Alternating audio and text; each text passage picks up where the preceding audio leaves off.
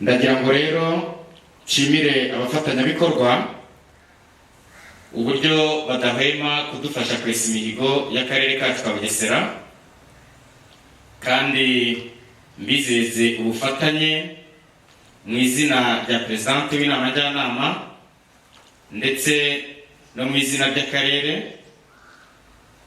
Tuzajya tujya inama kandi imihigo ndetse na action plan zanyu arizo zacu zibashe gushyirwa mu bikorwa mu buryo bwihuse kandi vuba.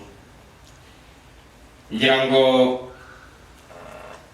dukurikije ibiganiro byatanzwe hari ibyagiye bigarukwaho, cyane cyane impanuro nyakubahwa gavana yaduhaye atubwira ati kubera iki abafatanyabikorwa, nta bafatanyabikorwa nta majyambere, nta bafatanyabikorwa nta buzima bwiza, nta bafatanyabikorwa umuturage ntabwo yaba ari ku isonga.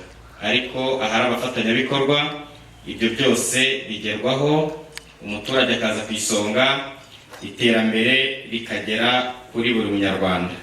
Ndabashimiye rero kandi mbifurije kugira umugoroba mwiza. Ubutumwa, ibikorwa mukoze byose turaza kubigeza kuri CEA mu izina ry'akarere, kandi tubijeje ubufatanye buzahoraho iteka. Mugire umugoroba mwiza, murakoze.